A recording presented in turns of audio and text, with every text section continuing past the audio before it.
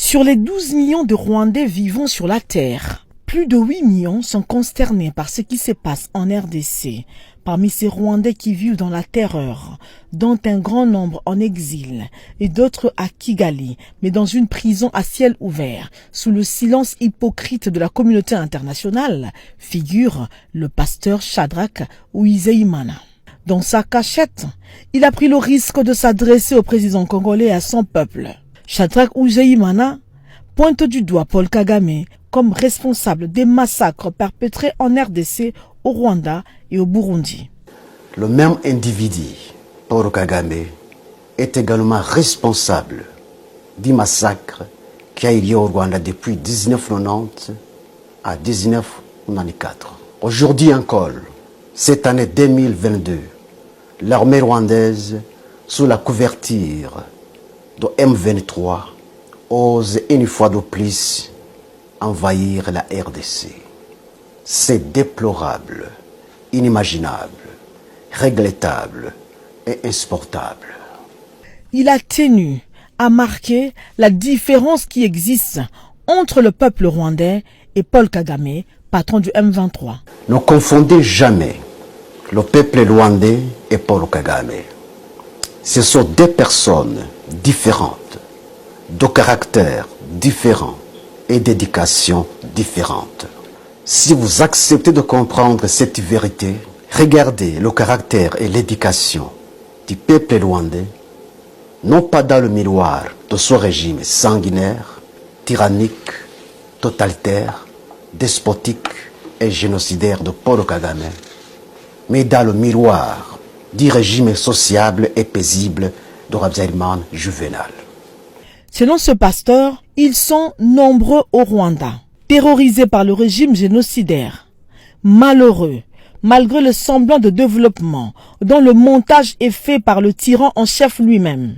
Car, pour ce tyran, l'image extérieure du Rwanda compte plus que tout. Les Rwandais disent n'avoir pas donné mandat à Paul Kagame pour adresser la RDC. Il a fait et il fait cet acte ignoble par ses propres mérites, non pas par les mérites des Rwandais. Nous, peuple rwandais, nous dénonçons et condamnons énergiquement l'invasion de l'armée rwandaise sous la couverture de M23, sous l'ordre de Paul Kagame, non pas sous l'autorisation de la nation rwandaise. Nous, peuple rwandais, nous demandons à Paul Kagame de démissionner car ces actes de barbarie contre la RDC depuis 1996 jusqu'à aujourd'hui est une honte pour la nation rwandaise. Personne ne doute l'invasion de la RDC par l'armée rwandaise sous la couverture de M23. Pour tous ces Rwandais terrorisés, leur libération viendra de la RDC. Ils estiment que c'est une occasion pour le Congo de travailler dur afin d'éradiquer les racines du mal dans le Grand Lac. Aujourd'hui, à son Excellence, Monsieur le Président et mes chers Congolais, vous devez donner une leçon irréversible à Paul Kagame et son régime despotique pour ne plus envahir la RDC une fois de plus. L'armée congolaise mérite un soutien total de tous les Congolais, de tous les Rwandais et du monde entier afin d'éradiquer les racines productives et du mal, non seulement pour les Congolais, mais aussi pour les pays des Grands Lacs. Ce pasteur opposant du régime de Kagame interpelle le peuple congolais à éviter de tomber dans le piège de l'ennemi qui veut faire basculer la RDC dans le chaos afin de justifier sa présence sur le sol congolais. Tous les Congolais doivent être vigilants pour ne pas tomber dans ce piège. Je sais, par sa ruse, Paul Kagame peut utiliser ces instruments pour préparer un génocide sur le sol de la RDC et l'exécuter comme il l'a fait au Rwanda. Ainsi donc, toute personne qui sera animée d'un esprit de menacer ou commettre un meurtre contre les Rwandophones et Tutsis, vous devez l'arrêter et la traduire en justice. Ne tombez pas dans le piège, je vous en prie. Le ministre de l'Intérieur de la RDC avait vu juste en condamnant tout acte xénophobe sur le sol congolais. Le gouvernement de la République, à Kinshasa, vous avez aussi vu qu'un groupe de citoyens, un groupe de jeunes gens s'est permis de circuler dans certains quartiers de notre ville, se disant à la recherche des Rwandais. Que nous nous posons la question de savoir s'il y a une guerre entre les populations rwandaises et les populations congolaises. Non, il n'y a pas une guerre entre les populations rwandaises et les populations congolaises. C'est le gouvernement rwandais qui nous mène à nous, le peuple congolais, le gouvernement congolais, la guerre. Et donc, les citoyens congolais n'ont pas à se permettre de tomber dans les pièges nous tendus par Kagame et ses collaborateurs. Habyarimana Juvenal avait tout donné à Paul Kagame, dit-il, mais il a été payé par une mort brusque. Le tyran au sommet du Rwanda avait foulé aux pieds les accords d'Arusha. Qui profitait les minéraux du Congo? N'est-ce pas Paul Kagame? Pourquoi n'est-il pas satisfait? Vous devez savoir pourquoi.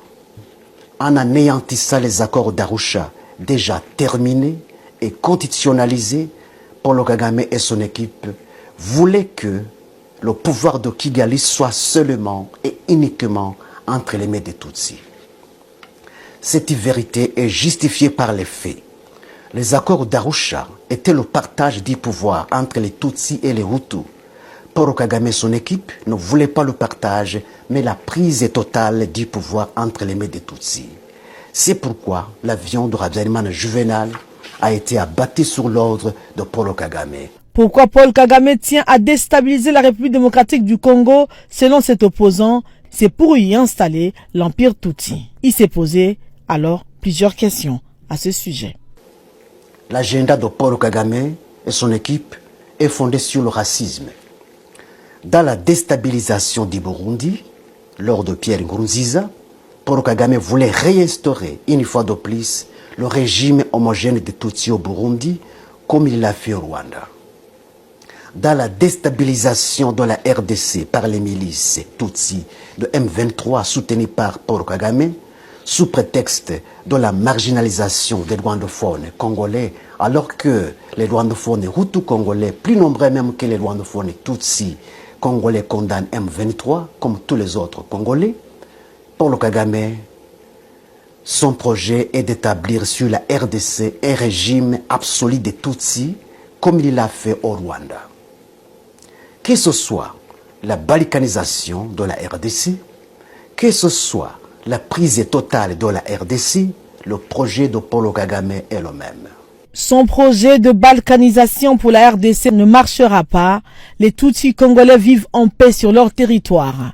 Les Rwandais, éparpillés dans le Grand Lac, soutiennent les FARDC. Nous, peuple rwandais, qui luttons pour la paix des pays des Grands Lacs, nous soutenons l'armée congolaise, FARDC. Nous soutenons tous les Congolais qui luttent pour la paix de leur pays, armée congolaise, FARDC. Et la bravoure et la détermination. Dieu est avec vous et pour vous, mais il est contre votre ennemi. La victoire des Congolais proviendra des autorités qui ne s'achètent pas et ne se vendent pas, même si cela leur coûterait la vie à l'instar de Désiré Kabila.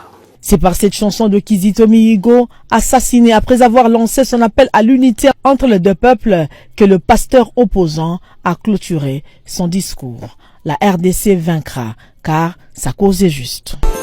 Mon frère congolais, mon cher ami voisin, il n'y a pas de haine possible entre nous.